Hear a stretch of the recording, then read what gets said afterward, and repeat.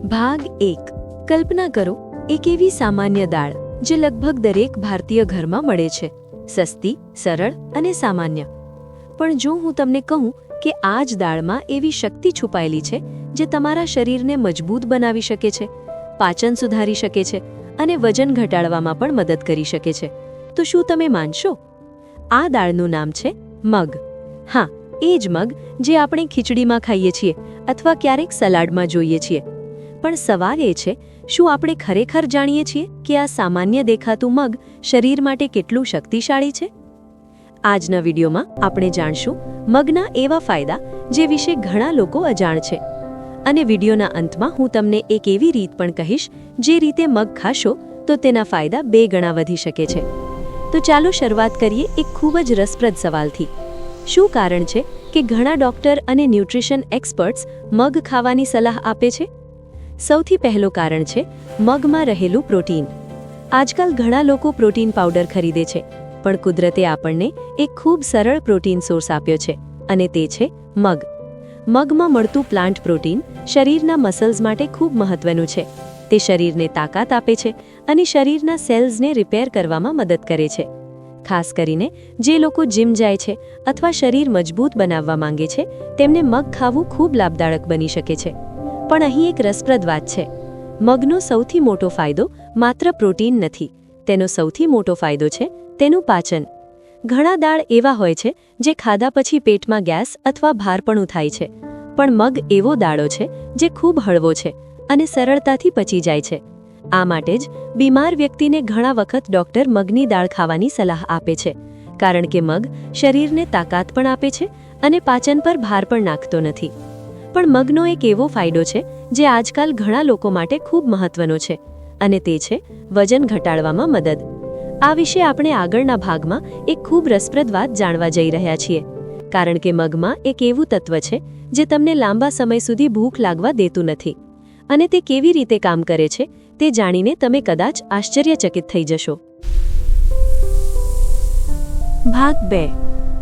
અત્યારે સુધી આપણે જાણ્યું કે મગ શરીરને પ્રોટીન આપે છે અને પાચન માટે પણ ખૂબ હળવો છે. પણ હવે જાણીએ એવો ફાયદો જે આજકાલ લગભગ દરેક વ્યક્તિ માટે મહત્વનો બની ગયો છે, અને તે છે વજન ઘટાડવામાં મગની ભૂમિકા. આજકાલ ઘણા લોકો વજન વધવાથી પરેશાન છે. ઘણા લોકો ડાયટ પ્લાન કરે છે, કેટલાક લોકો જીમ જાય છે અને કેટલાક લોકો મોંઘા સપ્લિમેન્ટ્સ પણ લે છે.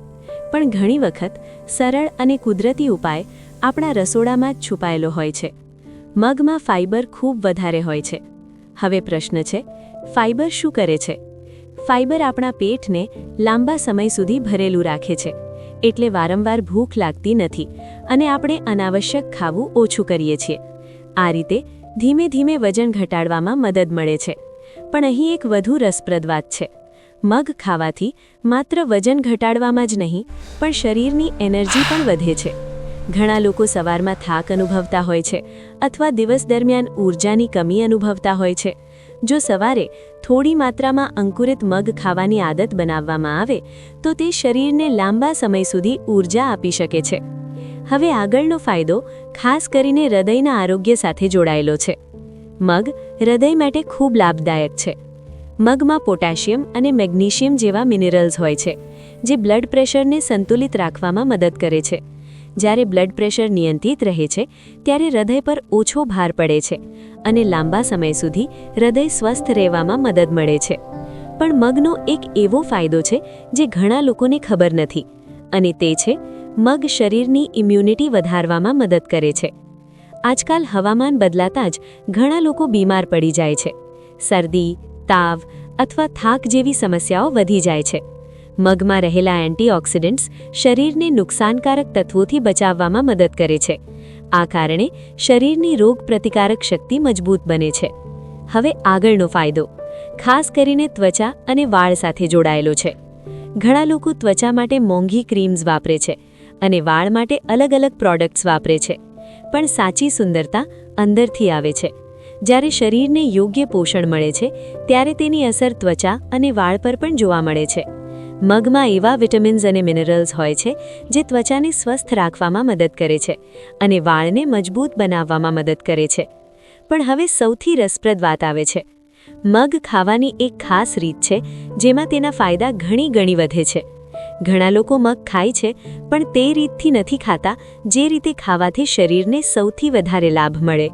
તો હવે આગળના ભાગમાં આપણે જાણીશું મગ ખાવાની સૌથી સારી રીત કઈ છે, અંકુરિત મગ કેવી રીતે બનાવવું અને દિવસમાં કેટલા મગ ખાવા જોઈએ. આ માહિતી ખાસ કરીને દરેક ઘરમાં કામ લાગશે. ભાગ 3.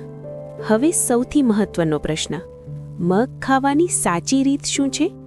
ઘણા લોકો મગની દાળ ખાય છે, કેટલાક લોકો ખીચડીમાં મગ વાપરે છે અને કેટલાક લોકો ક્યારેક સલાડમાં પણ ખાય છે. પણ આરોગ્ય નિષ્ણાતો મુજબ મગ ખાવાની સૌથી શક્તિશાળી રીત છે અંકુરિત મગ. અંકુરિત મગ એટલે શું? જ્યારે મગને થોડા સમય માટે પાણીમાં પલાળવામાં આવે અને પછી તેને થોડા કલાક માટે ઢાંકીને રાખવામાં આવે ત્યારે તેમાં નાના અંકુર નીકળે છે. આ પ્રક્રિયાને સ્પ્રાઉટિંગ કહેવામાં આવે છે. પણ અહીં સૌથી રસપ્રદ વાત છે, જ્યારે મગ અંકુરિત થાય છે ત્યારે તેમાં રહેલા ન્યુટ્રિયન્ટ્સ ઘણી વધે છે. કેટલાક અભ્યાસ મુજબ અંકુરિત મગમાં વાઇટામિન્સ અને એન્ટીઓક્સિડન્ટ્સ સામાન્ય મગ કરતાં વધારે માત્રામાં મળી શકે છે. એટલે ઘણા હેલ્થ એક્સપર્ટ્સ કહે છે, જો તમે મગનો સંપૂર્ણ ફાયદો મેળવવા માંગો છો તો અંકુરિત મગ ખાવાની આદત બનાવવી જોઈએ. હવે સવાલ આવે છે, અંકુરિત મગ બનાવવાની રીત શું છે? તે બનાવવી ખૂબ સરળ છે. સૌથી પહેલાં 1 કપ મગ લો અને તેને સારી રીતે ધોઈ લો. પછી તેને પાણીમાં લગભગ 8 થી 10 કલાક માટે પલાળી રાખો. ત્યારબાદ પાણી કાઢી નાખો અને મગને એક સ્વચ્છ કપડામાં બાંધી દો. આ કપડાને લગભગ 12 થી 24 કલાક માટે ગરમ જગ્યાએ રાખો.